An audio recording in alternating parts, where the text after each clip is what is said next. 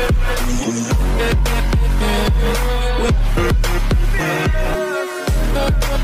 आप सभी का हमारे यूट्यूब चैनल यूपीएस एलआर एजुटेक में बहुत बहुत स्वागत है। दोस्तों डीबीटी का कार्य अंतिम चरण की तरफ है। बस इक्का दुक्का हर जगह जो है, लगभग हर स्कूल में इक्का दुक्का बच्चे बचे हुए हैं, किसी कारणवश बचे हुए हैं। और इसीलिए जो है ऊपर से आदेश आ रहा है, खासकर बीओ पे भी दबाव है कि अगर वो कार्ड डीबीटी नहीं पूरा होगा तो उनकी भी सैलरी काट दी गई, कहीं कहीं तो सैलरी उनकी जो रोक भी दी गई है, वेतन रोक दिया गया है। इसी सिलसिले में शिक्षकों का भी वेतन रोक दिया गया है। तो चलिए देखते हैं कहाँ का क्या मैटर। तो दोस्तों कड़ी कार्रवाई हुई, 72 प्रधानाध्यापकों का वेतन रोका गया है। आज ही करना होगा डाटा का निस्तारण, जानने का मामला।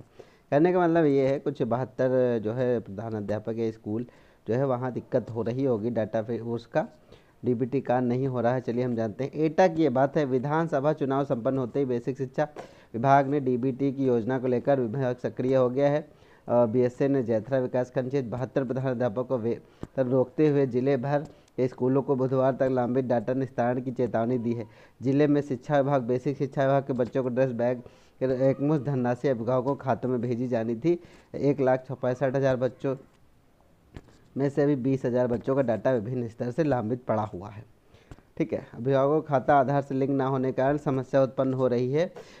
3,322 बच्चों का डाटा खंड शिक्षा अधिकारी स्तर पर भी लंबित है।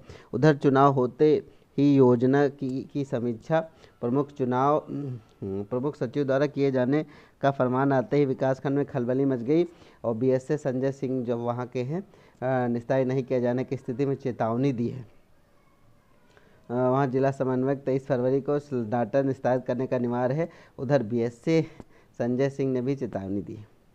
तो भैया ये सिस्टम है, लेकिन अभी अगर तुम बलि चढ़ा रहे हो किसी को तो चढ़ा ही दो।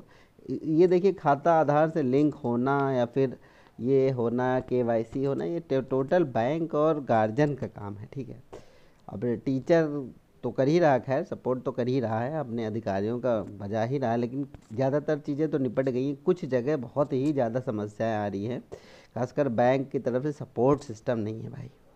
अगर ये सपोर्ट सिस्टम तैयार हो जाता तो चीज़ें सही हो जाती। और बैंकों पे भी काफ़ी लोड है। अगर सैलरी रोकने से काम हो जाता है तो ठीक है, रोक ही दी जाए।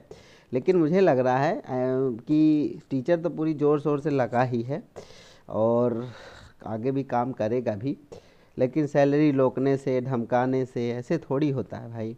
जैसे मान लो अगर कोई आदेश आ जाए कि जाओ आसमान पे हम लोग उड़ने लगें, आसमान नीचे उतार लाओ, तो क्या ज़बरदस्ती ये सब चीज़ें करने नहीं होगा, लेकिन काम हो ही रहा है। खैर वैसे एक चीज़ है, इस तरह से वेतन रोकने के कि जब ये आदेश आता है तो फिर असर बहुत तगड़ा होता है, लोग डबल स्पीड से मेहनत से लग जाते हैं।